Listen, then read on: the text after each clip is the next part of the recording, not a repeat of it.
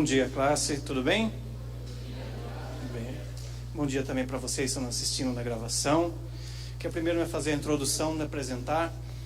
Meu nome é Tiago Emanuel. Vou ser professor de vocês da disciplina Panorama do Antigo Testamento. Ok? Aqui embaixo vocês vão ter o nosso contato para envio de trabalhos e também de questões, dúvidas que você quer encaminhar. Puxa, na aula foi muito rápido, não consegui entender. Eu queria saber aquele tema melhor, ou de repente até a explicação que você deu, professor Tiago, mas eu não consegui captar, foi muito rápido.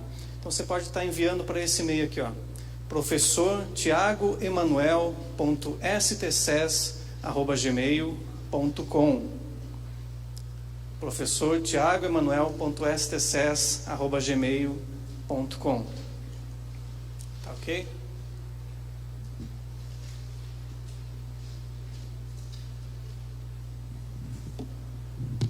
As nossas aulas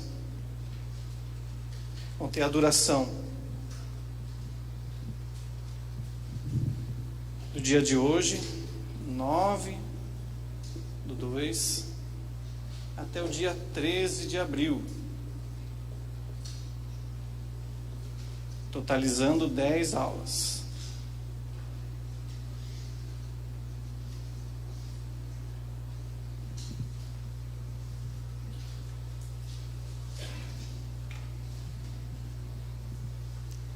Ok? A metodologia que nós vamos trabalhar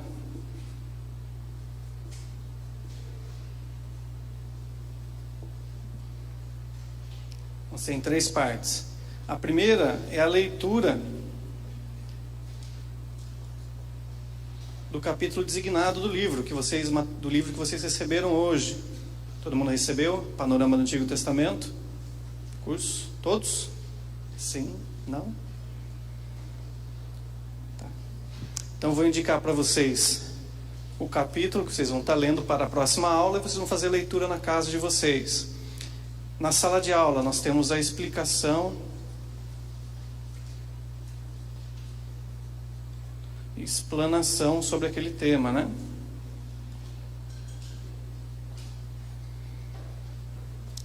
E depois a última parte da metodologia é o que vocês gostam, que é questionário, é trabalho, lição de casa. Então, sobre as aulas dadas,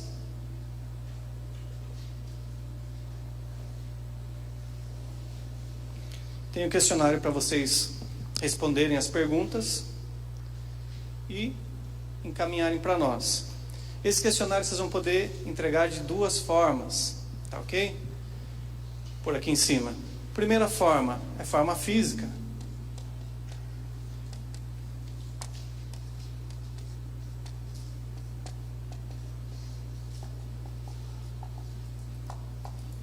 Forma física, como que vai ser? Você pode, puxa, eu não gosto de escrever no computador, prefiro escrever com caneta, escrever à mão. Você pode escrever no papel ao maço.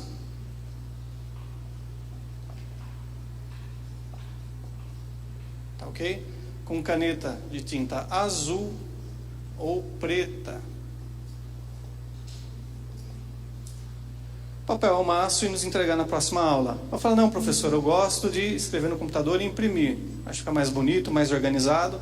Então você pode fazer isso, digitar no seu computador, no seu tablet, no seu celular, as respostas. E entregar de forma impressa. Ou também, vocês os que acham mais fácil, podem entregar de forma digital. Você responde o questionário e encaminha um arquivo para nós, para o e-mail. Vou apagar aqui.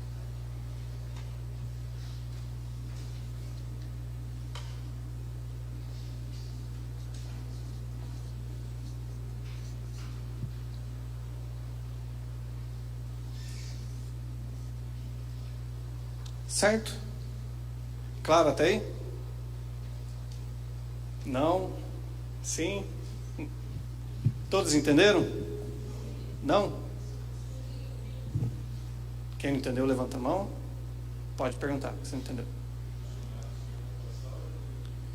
O questionário ele tem no livro. No final de cada aula eu vou estar indicando para vocês as questões que vocês vão responder. Vou sinalizar. Então, no final de cada aula eu vou pedir para vocês, vou dar a referência da página, dentro daquele capítulo que a gente estudou, vou pedir para vocês responderem as questões daquele capítulo. E na aula seguinte vocês entregam para nós. O pessoal que está nos assistindo a gravação vai estar no mesmo esquema, vai estar assistindo e depois encaminhando, provavelmente através do e-mail, o questionário respondido. Ficou claro? Muito bem. Vamos lá. Vou apagar aqui um pouco.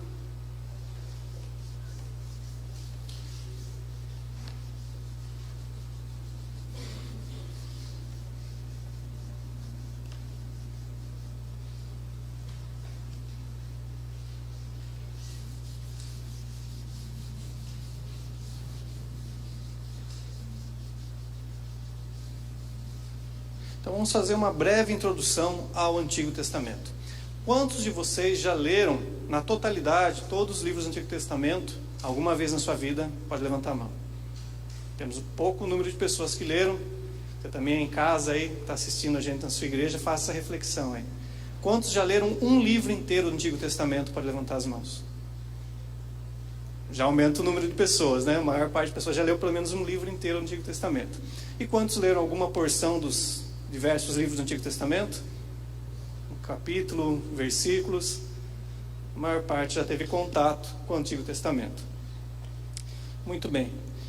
Eu quero propor para vocês apresentar qual a importância de nós lermos e termos conhecimento, nos aprofundarmos no estudo do Antigo Testamento. Apesar de nossas aulas serem breves, terem 1 hora de duração, serem dinâmicas, mas para você possa levar depois para sua casa, para o seu dia a dia, o desejo, o interesse de conhecer mais do Antigo Testamento, de aprofundar, despertar o desejo de conhecer essa parte da Bíblia que muitas vezes a gente acaba negligenciando.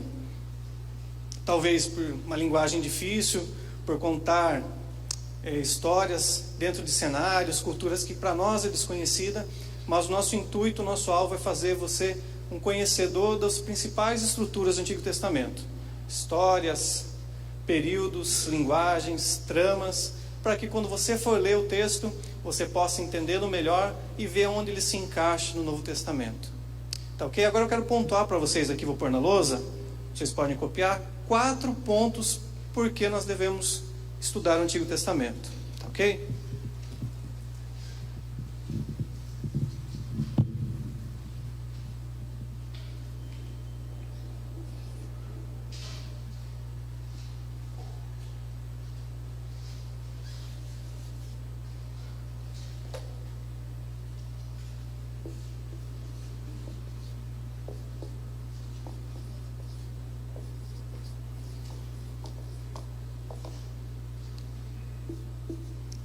Turma da minha esquerda consegue enxergar aqui desse lado?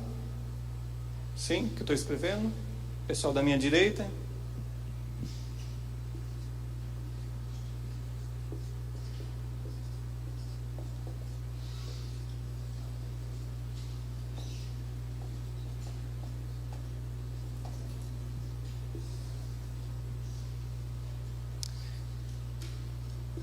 O principal ponto, por que estudar o Antigo Testamento?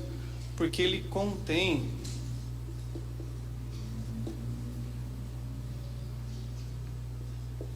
as profecias e revelações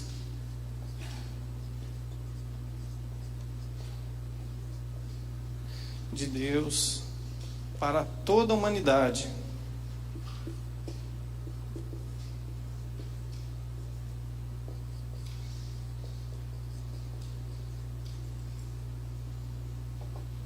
O primeiro ponto é isso, porque ele contém as profecias e revelações de Deus para toda a humanidade.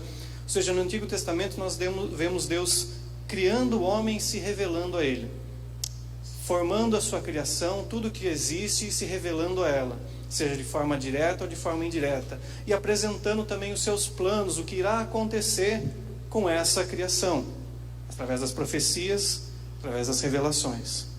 Tá ok? Segundo ponto, porque o Antigo Testamento é o texto sagrado que Jesus,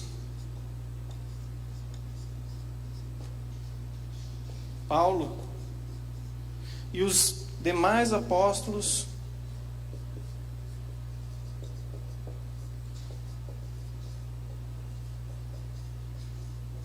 utilizavam.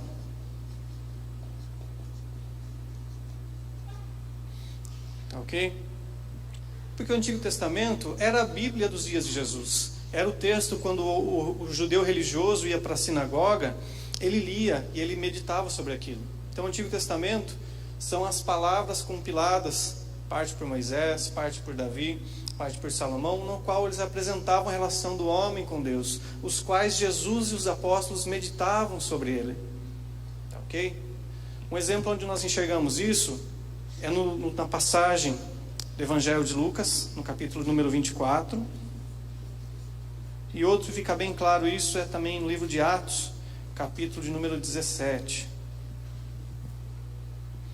Onde nesses exemplos, onde Jesus com os apóstolos conversam acerca das Escrituras do Antigo Testamento.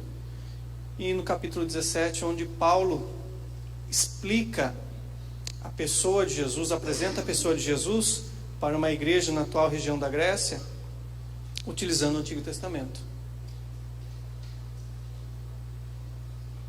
Ok? E nós vemos mais tarde, na carta aos Hebreus, onde o autor fala que as coisas escritas do Antigo Testamento são como que sombras daquilo que haveria de se concretizar no Novo. Ou seja, o autor da carta aos Hebreus fala que aquilo que contém o Antigo Testamento era apenas a ponta do iceberg que iria se revelar no Novo Testamento. As profecias sobre Jesus estão contidas no Antigo Testamento. E elas se tornam realidade com o seu nascimento, a sua vida, a sua obra, sua morte e sua ressurreição. E elas continuam a se cumprir após a sua ressurreição até o dia do cumprimento total da palavra de Deus. Que nós vemos relatado no livro de Apocalipse. Tá ok? Terceiro ponto. Por que estudar o Antigo Testamento? Porque ele representa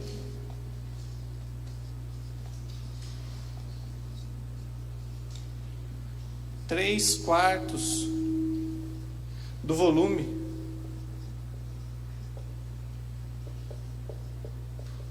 da nossa Bíblia.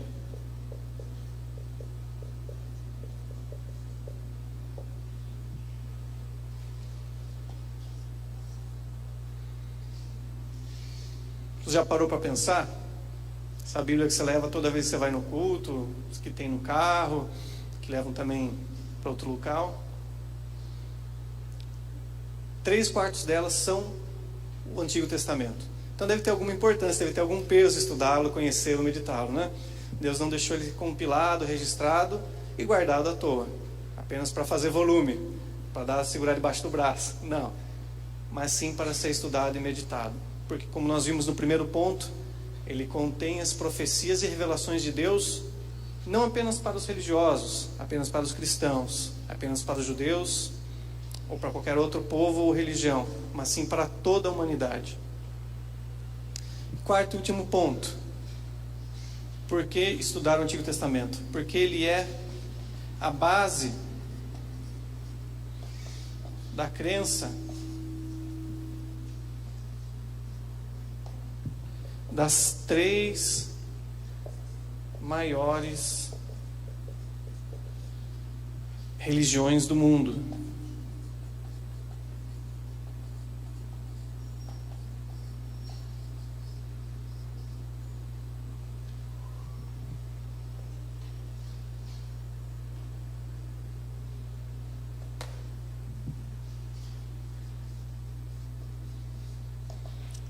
Partindo pela ordem, primeiro o judaísmo, depois o cristianismo,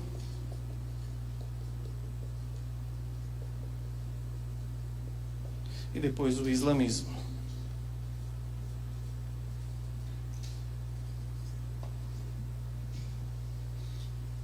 o Antigo Testamento é a base da crença das 3 principais maiores religiões do mundo. Tá ok? As quais mantêm a base principal sobre o Antigo Testamento.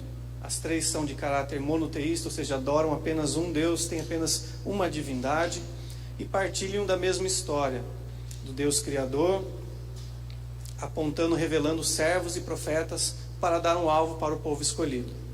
Partindo da ordem histórica, primeiro o judaísmo, ou seja, Deus se revelando para a nação de Israel, primeiro com Abraão, depois forma-se a nação de Israel lá na época de Moisés, nós vamos estudar mais para frente.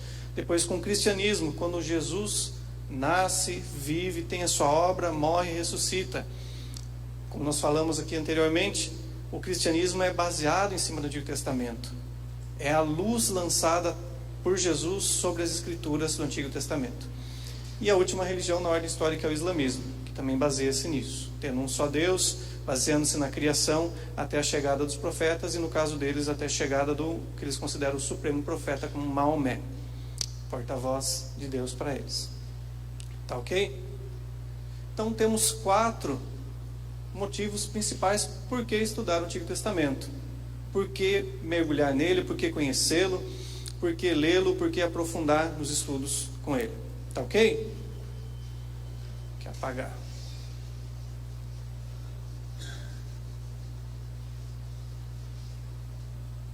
Dúvidas até agora? Não.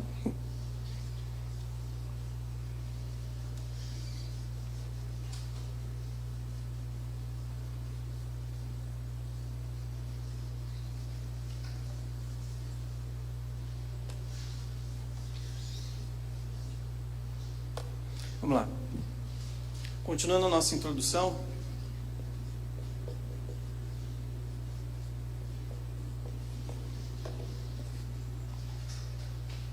Para conhecermos a estrutura do Antigo Testamento, nós vamos ver alguns pontos, alguns tópicos. O primeiro dele é a quantidade de livros que ele é composto. Eles são compostos por 39 livros. Ok? Desses 39 livros, durante os séculos, ao redor do desenvolvimento, os estudiosos colocaram em uma devida ordem, e essa ordem foi dividida em umas subdivisões classificatórias por temas, que nós vamos ver da seguinte forma, 5 partes. A primeira dela, as subdivisões dos 39 livros, é o Pentateuco, que é uma palavra de origem grega que quer dizer 5 rolos ou 5 vasos, referindo quando os livros eram escritos não da forma encadernada que nós temos hoje em dia, né? Brochura ou encadernada, mas quando eram escritos em rolos feitos de papiro do Egito ou pergaminho, que era o couro de um animal. Vocês já estão vendo e vão continuar vendo na aula de introdução à Bíblia com o professor Rodivaldo. Então o Pentateuco, ele vai tratar 5 livros, os quais são os 5 primeiros livros que compõem o Antigo Testamento, ao qual a autoria é atribuída a Moisés.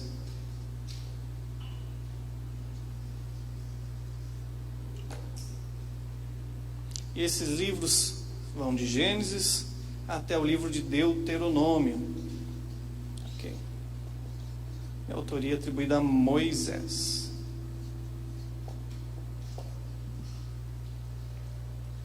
Pois a próxima divisão são os chamados históricos.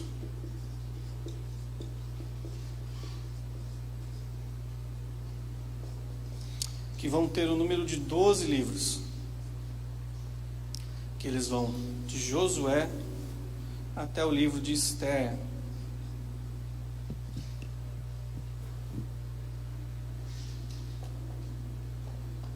E o tema dele vai ser o quê? Sobre a história da nação de Israel.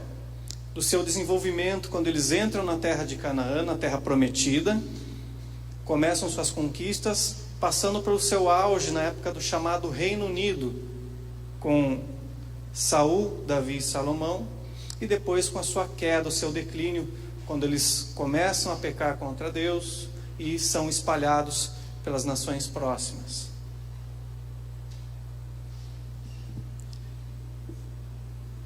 até o seu retorno do cativeiro babilônico, no qual eles começam a repovoar e reconstruir tanto a região da Judéia quanto a cidade de Jerusalém e a vida religiosa naquela cidade. Terceira divisão são chamados livros poéticos. Eles são em número de 12, e eles vão do livro de Jó até o livro de Cantares de Salomão, ou Cântico dos Cânticos de Salomão, dependendo da versão da sua Bíblia. Por que eles são chamados assim, Tiago? Porque o seu conteúdo, a sua escrita é baseado na forma poética, ok? A sua estrutura, as histórias que eles contam, os ensinamentos que eles passam, são construídos de forma poética, forma de linguagem poética. Acho que o exemplo mais claro que você vai ver é no próprio livro de Cantares. Você vê as respostas, os escritos, sendo até mesmo em algumas partes escrito em forma de coro, onde é um canto e um contracanto daquele texto. Os autores são diversos, mas o principal deles é Salomão.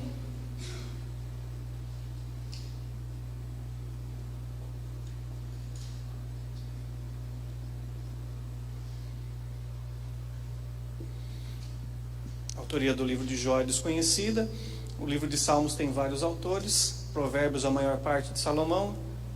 Eclesiastes é atribuído a Salomão e Cantares também a ele. Por isso, o principal autor dos livros chamados poéticos. Vamos colocar aqui nessa outra lousa a quarta e a quinta parte.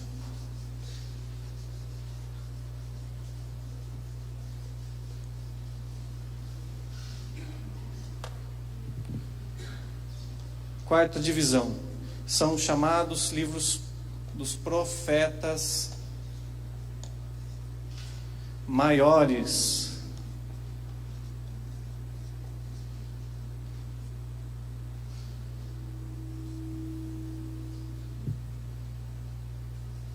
Que eles são em número de 5 e vão do profeta Isaías até o profeta Daniel.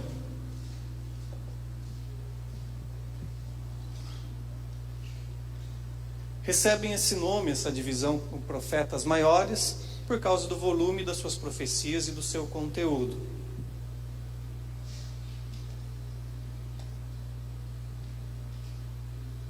E a última parte são os chamados profetas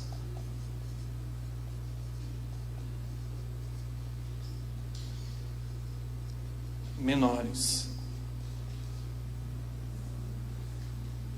Também devido ao volume e ao peso das suas profecias.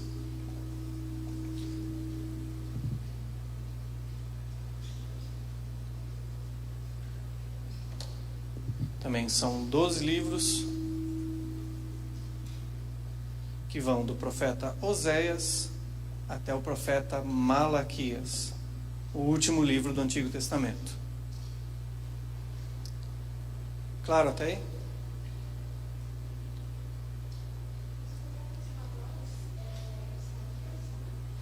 Daniel. Isaías a Daniel.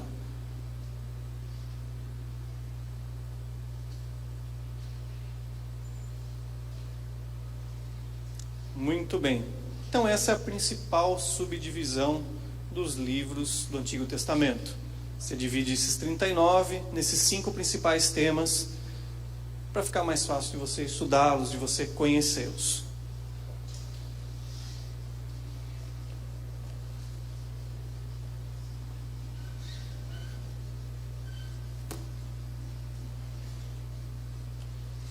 Vamos lá.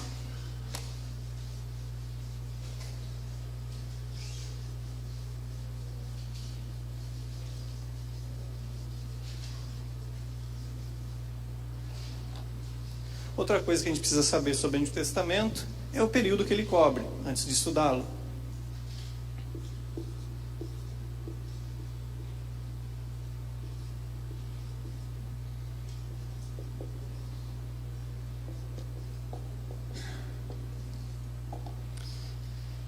Então, os textos do Antigo Testamento, eles vão cobrir o período bem fácil de datar, da criação, ou seja, da eternidade, até por volta do ano 400 antes de Cristo. Nós temos aqui a criação e aqui o registro do profeta Malaquias.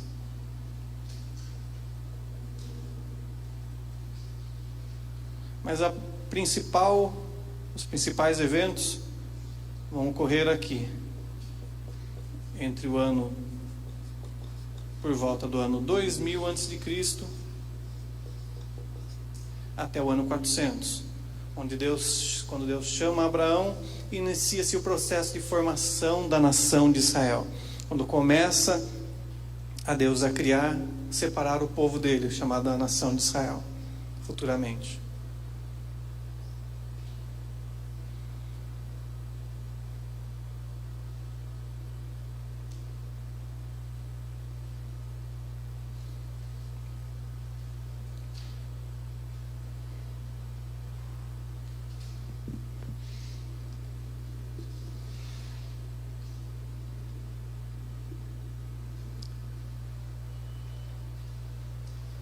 Outro fato importante nós sabemos, onde ele acontece, a localização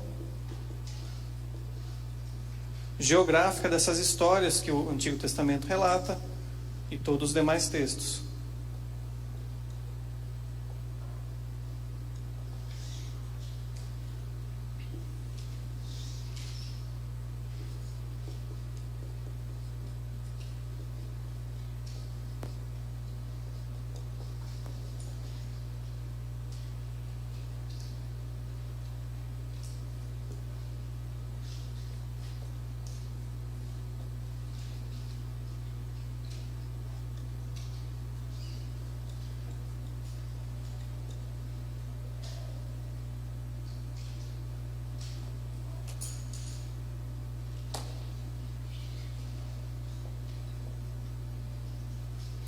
A localização geográfica, da onde ocorrem as histórias, onde os livros são compilados, são registrados, passados de forma oral, depois de forma escrita, das passagens do Antigo Testamento. A localização geográfica vai ser no Oriente Médio, que nós chamamos hoje em dia de Oriente Médio, e na região do Nordeste da África. Oriente Médio compreendendo da região do atual Irã, onde foi a antiga região chamada Pérsia, até a sua divisão ali com o Mar Morto, com o Mar Mediterrâneo, na atual chamada região da Palestina, né, onde está o moderno Estado de Israel, as nações árabes lá da Palestina, o Líbano, a Síria, o atual Iraque, e o Nordeste da África, onde nós temos o Egito, que era o Estado moderno do Egito, que era o Império, o Reino do Egito naqueles dias, a Etiópia, a atual Etiópia, a Líbia, Quênia, toda aquela região. Tá ok? Claro até aí? Sim? Não? Bom, então quando você lê o Antigo Testamento, você se localiza onde correram essas histórias. Ocorreu aqui na América do Sul, na selva tropical? Não ocorreu lá naquele pano de fundo lá. Quando você lê Salmos, você vê o profeta, por exemplo, Jeremias, chamando a nação de Israel de dromedária nova de ligeiros pés. Fala, que trem que é esse, pelo amor de Deus? É o animal típico da região. Então ele vai ter as suas culturas associadas à sua região onde ele morava. Chacais, crocodilos, referem-se à localização geográfica de onde ocorrem os textos do Antigo Testamento, onde aquelas pessoas viviam, né? Então, todo e qualquer texto, seja bíblico, seja religioso ou de qualquer outra natureza, o seu autor e seus personagens vivem em algum local, tem a sua cultura, não é criado a partir de uma bolha, tá ok?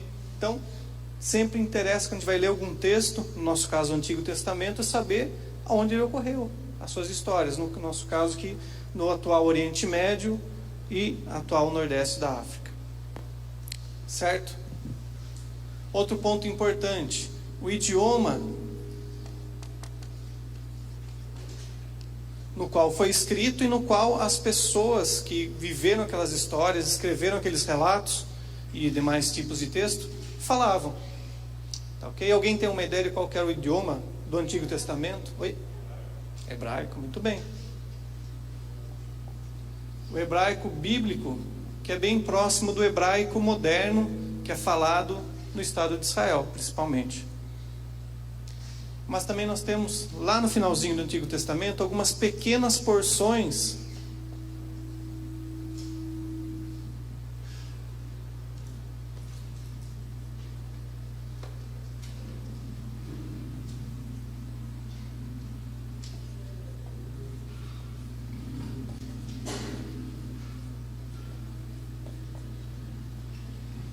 temos algumas pequenas passagens e porções no aramaico.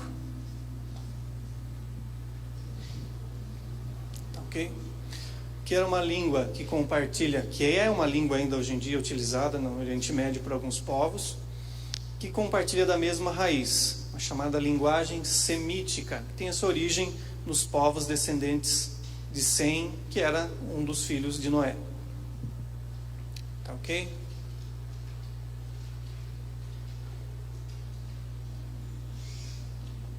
E nós temos também algumas pequenas coisas que nós vemos no Antigo Testamento, que estão baseadas na língua grega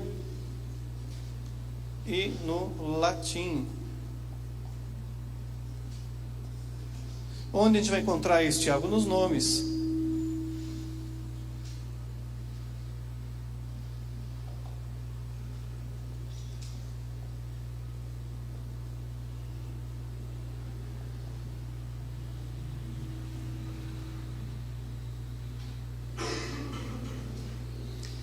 A gente vai encontrar nomes de personagens de livros, tanto da língua grega, do grego, né, quanto do latim.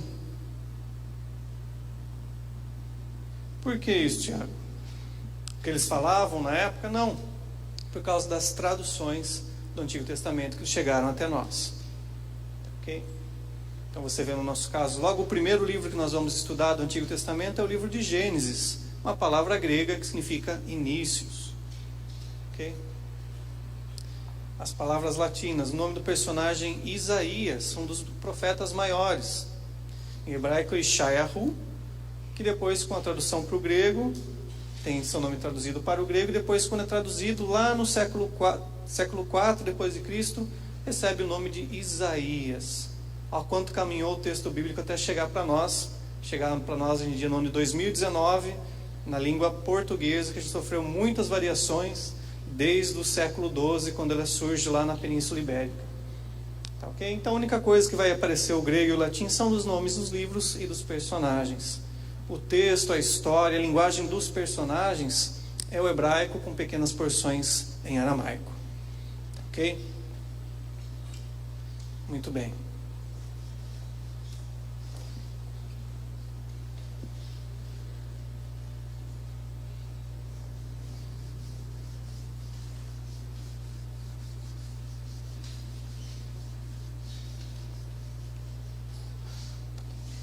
Então agora a gente vai entrar já nas primeiras divisões dos 39 livros. Vamos ver a primeira porção, que é a chamada Pentateuco.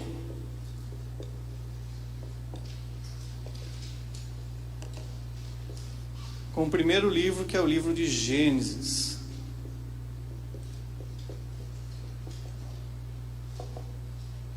Que, como eu falei agora há pouco para vocês, significa inícios, começos, princípios.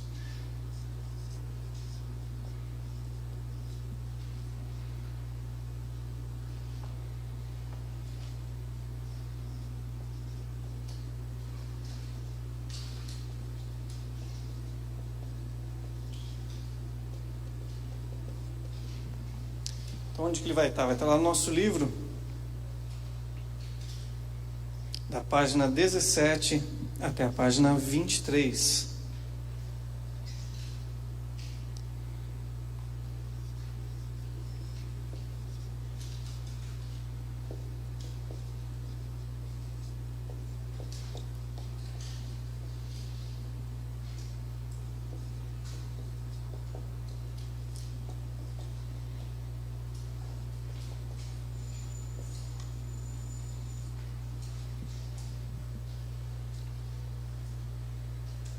Então, no nosso livro, da página 17 à página 23, ele vai tratar sobre o livro de Gênesis, falando acerca dos primórdios, ou seja, dos inícios que o livro de Gênesis apresenta. Creio que o principal deles vocês sabem, né? Que é o tema chamado a criação, que fala do relato da criação de todo o universo, de Deus criando o nosso planeta, criando o universo, criando o ser humano, criando as aves, criando os animais, criando a atmosfera, criando os minérios, criando as plantas, criando tudo aquilo que nós vemos e nomeamos, estudamos e podemos enxergar de forma próxima, de forma microscópica, de forma macroscópica. Aquilo que o apóstolo Paulo fala em Colossenses, as coisas visíveis e invisíveis, Deus criou e as entregou debaixo da autoridade de Jesus. Então, no livro de Gênesis, no capítulo 1 até o capítulo 2, nós vemos o primeiro princípio, o primeiro início, o primeiro começo, que é a criação do mundo, no qual vai se desenrolar a história do Antigo Testamento, no qual vai desenrolar a história do Novo Testamento e a nossa vida, no ano de 2019.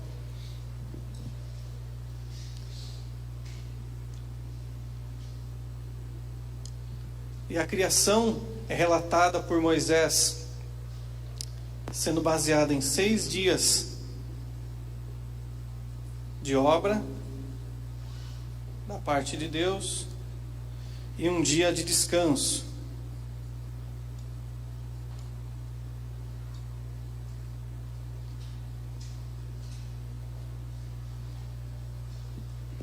Daí já foi instituída a jornada de trabalho 6x1. O primeiro sindicato extragaláctico, CLT. Deus faz a sua obra em 6 dias, cria o universo, cria um ambiente favorável à vida no nosso planeta, cria a luz, cria os animais, cria os seres aquáticos, cria as aves. No 6º dia ele cria os animais terrestres, cria os mamíferos e a principal obra da sua criação, o ser humano, a mim e você, a coroa da criação, aquele com quem ele exclusivamente depois vai manter relacionamento, vai falar e vai ouvir, vai emitir ordens, esperar obediência e vai esperar receber o amor e mostrar amor para com ele. Então, a coroa da criação. O salmista, no Salmo número 8, fala: o Senhor que nos criou o ser humano apenas um pouco menor que os anjos, porém o cobriste de glória e majestade. Ou seja, o ser humano é a coroa da criação, é o ápice da obra de Deus, é a obra de arte do pintor, do Criador da vida. E nesses 6 dias ele faz a sua obra, completando ela com o ser humano representado em Adão e por extensão com Eva. E no 7º dia ele descansa. Pergunto eu, Deus precisaria descansar? Não. O que ele estabelece para nós aqui? Um modelo, uma simbologia, uma figura de linguagem para mostrar para o homem que 6 dias ele trabalharia e depois no 7º dia seria dedicado ao Senhor, mostrando que era necessário uma ruptura, uma pausa da nossa vida para focarmos para o alto, para alinharmos a nossa vida, né? Para balancear, para zerar a balança da nossa vida. De repente a gente vive naquela loucura de trabalho, estudo, muito serviço, até mesmo muitas vezes ministério. Talvez você esteja me assistindo aí também, se vive nessa correria, nessa loucura, mas o que Deus espera de nós não é apenas produtividade, mas um dia de encontro com Ele, um dia dedicado exclusivo a Ele. Seja no seu dia a dia, 1 hora, 2 horas de oração, de meditação, meia hora, ou aquele tempo que você tem no seu horário de almoço, ou seja um dia exclusivo para Ele, como os sabatistas assim fazem. Mas Deus espera um momento de dedicação exclusiva para Ele. Assim como no final de cada dia Ele ia lá no Jardim do Éden, conversava com o homem, assim Deus tem para mim e para você o dia especial, o momento chamado da viração, onde Ele espera exclusividade sua para com Ele. Tá, ok? Então Ele estabelece um modelo, um padrão para ser seguido. Tanto que mais tarde, quando Deus fornece para a nação de Israel os 10 mandamentos, Ele fala: você vai se lembrar do dia do sábado e vai guardá-lo. Ele até dá algumas leis rígidas acerca da guarda do sábado para a nação de Israel. Mas isso é para a próxima aula. Então nós vemos a criação do universo, a criação de todas as coisas. Depois, infelizmente, nós vemos o que? A criação, a introdução do pecado, né, no mundo.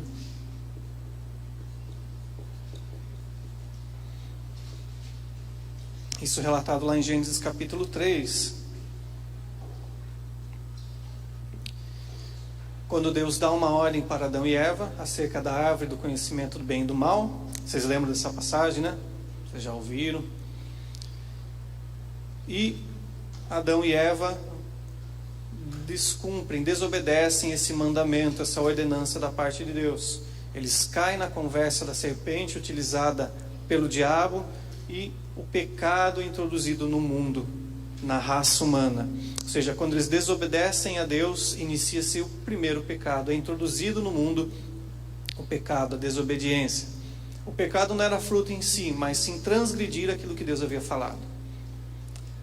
Eles pecam, se enxergam como nus, e Deus vai lá e mata um animal para cobri-los, iniciando também a morte no mundo.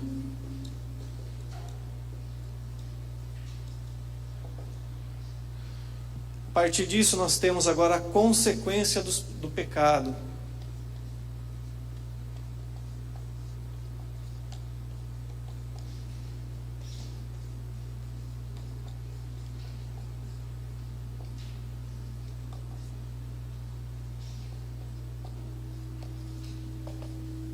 A consequência do pecado, relatado lá em Gênesis capítulo 4 e capítulo 5. Após Adão e Eva terem pecado contra Deus, desobedecidos, terem sido expulsos daquele local chamado Jardim do Éden, daquela região no atual Oriente Médio, onde Deus colocou um jardim especial. Ele veda a entrada do ser humano, ou seja, o ser humano não poderia mais retornar para aquele local. Ele coloca 2 anjos, querubins, com espadas de fogo flamejante, falando: agora você não entra mais aqui. E nós vemos a figura, nós vemos apenas o comentário do Jardim do Éden voltando a aparecer somente lá no livro de Apocalipse. Nunca mais ele é falado, nunca mais ele é visto nas páginas do Antigo Testamento. Só no final do Novo Testamento. Então agora a humanidade, já conhecendo o que é o errado, porque antes conheciam apenas o que era certo. Ao pecar e desobedecer a Deus, eles conhecem o que é errado e agora começam a sofrer a consequência do pecado. Quando Adão e Eva têm os seus filhos homens principais, chamados Caim e Abel, eles têm um desentendimento. Na verdade, Caim se desentende com seu irmão Abel por motivo de inveja. E vai lá, agora ele passa a odiar Abel e deseja o matar, e vai lá e assim o faz. Convida seu irmão Abel para ir para o campo e o mata de forma sórdia, de forma premeditada. Mostrando a consequência do pecado, como o pecado e a desobediência entrou no coração da raça humana, quando entrou com Adão e Eva e se estendeu para sua descendência, para os seus filhos. Depois disso, quando Caim mata seu irmão Abel, você vê ele fugindo e vai constituir uma cidade, constituir uma família. E se mais tarde, no capítulo 4, quando aparece um bisneto seu chamado Lameque, você vê que esse pecado ele aumentou, que a maldade proliferou de forma muito grande no coração do ser humano, a ponto de Lameque falar: olha, se Caim deveria ser vingado 7 vezes quando um homem o matasse ou ferisse, Lameque deve ser vingado 70 vezes 7. Pois Lameque, saindo, contando para as suas 2 esposas, ele foi o primeiro bígamo que aparece na história, sendo que Deus havia feito lá no final do capítulo 1, capítulo 2, o homem para a mulher, um casal formando uma família, formando uma célula. Agora Lameque fala: não, eu quero ter mais de uma mulher, quero ter vários filhos e quero fazer da minha maneira, não estou nem aí para o que Deus ordenou. E ele contando para suas 2 esposas, fala: olha, Lameque, eu saí hoje e quando eu estava andando por aí, uma pessoa pisou no meu pé e eu o matei. E o outro olhou torto para mim e eu também fui lá e matei. Se Caim deveria ser vingado 7 vezes, Lameque deve ser vingado 70 vezes 7 vezes. Ou seja, a maldade já estava proliferando, multiplicando naqueles dias. Ou seja, o coração do homem estava corrompido de forma muito grande, por causa da desobediência do pecado. E isso vai refletir no relato que nós temos agora no capítulo 6.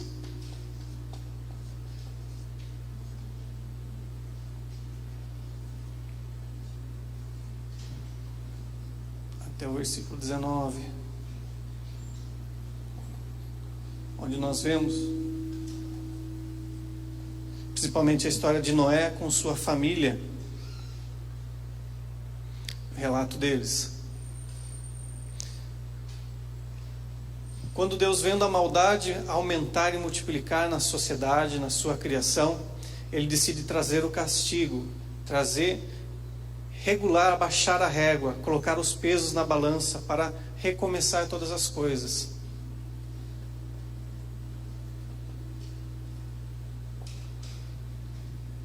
Mostrando a sua soberania e a sua justiça. E Deus escolhe, acha um homem que o temia, que o servia naqueles dias, mesmo quando a maldade estava muito grande, os homens pecavam, eram maus. Ele decide salvar a raça humana, ou seja, a sua criação, através de Noé, com a sua esposa, com seus 3 filhos e as suas 3 noras, e recomeçar a criação na face da terra, recomeçar a humanidade.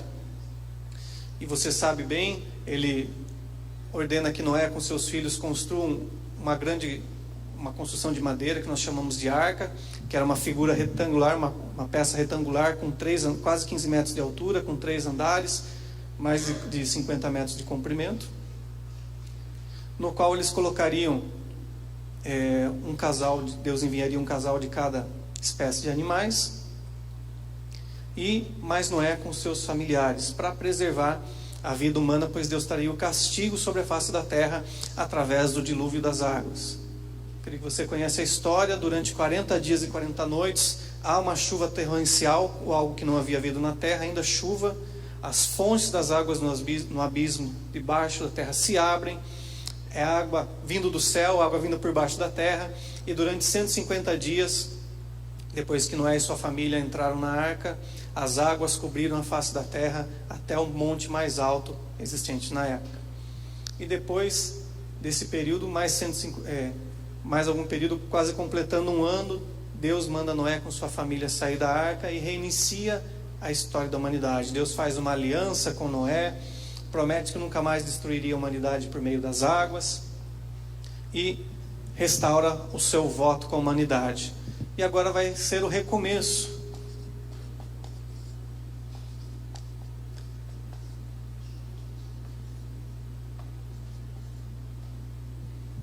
Aqui.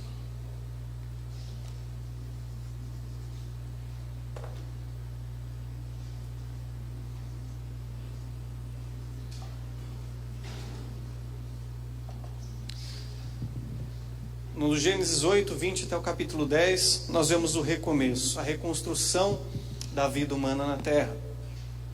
Quando Noé, depois da aliança que Deus faz com ele, ele vai com sua família, planta uma vinha, faz uma plantação de uvas lá, e daquelas uvas ele faz um vinho, e ele bebe, fica bêbado, e fica pelado, fica nu dentro da sua tenda, e um dos seus filhos, em vez de honrar o seu pai e cobri-lo, ele começa a espalhar que seu pai estava peladão, nu, bebaço na tenda, e começa a zombar, tirar sarro dele.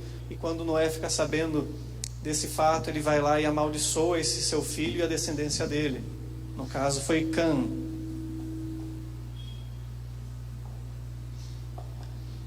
Algo que você guarde muito bem, porque isso vai se refletir depois quando nós vamos ver a nação de Israel entrando na terra de Canaã, descendente de Cã, filho de Cã. Ok?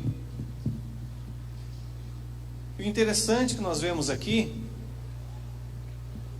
é que, mesmo vendo que Deus traz o castigo para eliminar, para cortar a maldade da terra, talvez você tenha pensado já muitas vezes, falou, puxa, por que Deus não destrói os maus? Há tanta pessoa errada, tanta pessoa que faz o mal, por que não mata os bandidos, os estupradores, os que vendem a juros, vendem todas aquelas pessoas, destrói todas aquelas pessoas que causam o mal?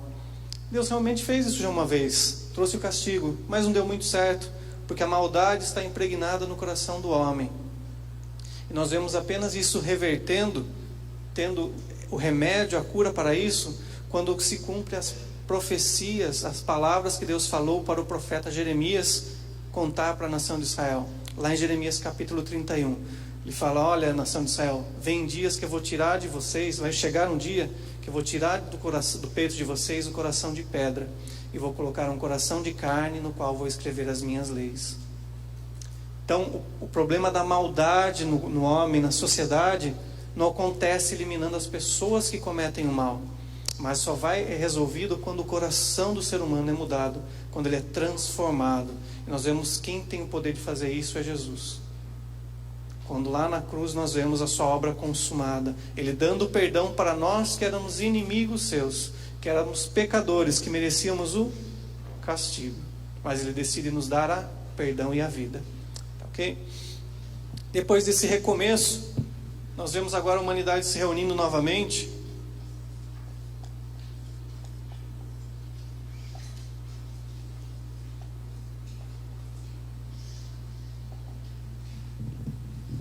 E recomeçando a vida.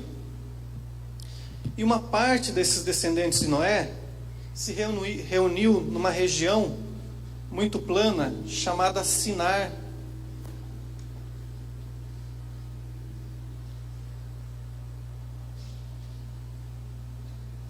Sinar, que fica no sul do atual Iraque, né?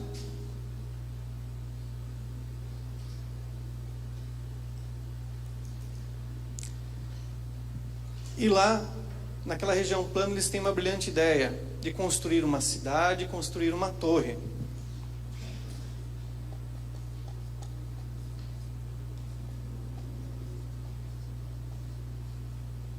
Até aí tudo bem, nada de anormal construir uma cidade, uma torre para as pessoas ficarem agrupadas. O problema era o intuito, o alvo que eles buscavam ao construir essa cidade e essa torre que eles mesmos declaram, e é registrado em Gênesis capítulo 11. Eles falam, vamos construir essa cidade, essa torre, para que Deus nunca mais nos espalhe, ou seja, nos mande para outros lugares. E para que essa torre toque aos céus, ou seja, para ostentar, uma palavra em moda hoje em dia, né? Para mostrar opulência, manifestar o seu poder, o seu dinheiro, e para que o nosso nome se torne célebre e nunca mais se apague. Ou seja, esses três intuitos mostraram a maldade ainda no coração do homem. Eles não queriam mais viver de acordo com a vontade de Deus. Se Deus mandasse eles irem para o norte, eles queriam ir para o sul. Se mandasse para o oeste, eles iam para o leste. Se mandasse eles separarem, eles queriam ficar juntos. Se mandasse ficar juntos, eles queriam separar. Ou seja, para que Deus não nos espalhe, para que essa torre toque o mais alto céus, ou seja, desafie o poder de Deus e nosso poder, ser humano, seja manifesto. E para que o nosso nome se torne célebre. Você conhece bem a história, Deus dá uma olhada naquela construção, põe o chapéu branco de engenheiro civil, olha lá e fala, não vai dar certo isso aqui não. E vai lá, o que ele faz? Está com uma pedra, um meteoro, manda um anjo, o que ele faz? Confunde as línguas, né? Confunde as línguas e aquela construção se para, ninguém mais se entende com ninguém, e os idiomas daquelas pessoas se tornam-se diferentes, e elas acabam se espalhando e povoando a região ali do Oriente Médio, né? Como eles não queriam ser espalhados, acabaram fazendo o contrário, se espalhando. E o Babel, uma das possíveis interpretações para essa palavra quer dizer confusão, referente à linguagem que foi confundida por Deus durante a construção daquela cidade, daquela torre. Tá ok? Nossa aula de hoje encerramos aqui. Eu vou passar para vocês as questões para a próxima aula. E depois faremos as chamadas. E o material de leitura para a próxima aula. Vamos lá. Para a próxima aula, questionário que vocês vão trazer para nós, ou enviar por e-mail. Está lá na página de número 21. Vão ser as questões de número 1, 4, página 21. Página 21. Não, perdão, 24. 24. Página número 24. Agora vai, né? Falando página errada não dá certo. Página número 24. Questão de número 1, 4 e 6.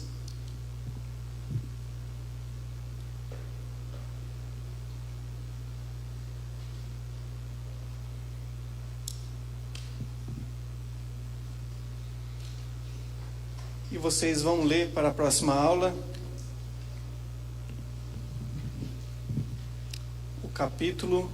os capítulos de número 2 até o capítulo de número 4. Vou colocar aqui, fica mais fácil.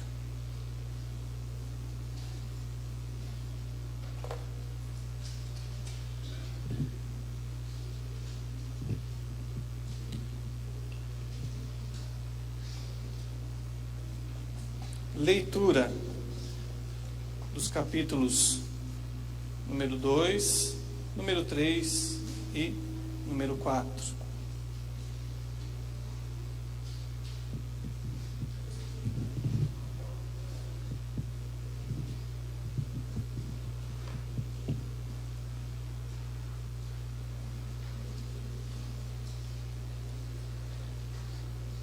Pode falar.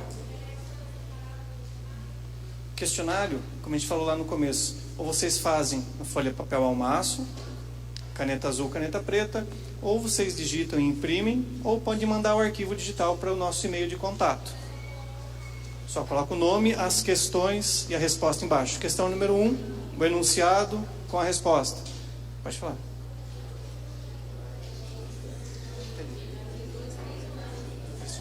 Oi? Não, o capítulo do livro.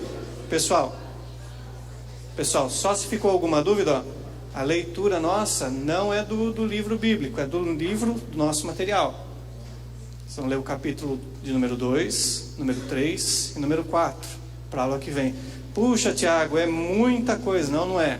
É bem espaçado os temas, as fontes são grandes, graças a Deus, né? Então o texto é pequeno e você consegue ler com calma. Se lendo 3, 4 páginas por dia, você consegue absorver. Certo? Vou fazer a chamada e vou liberar vocês.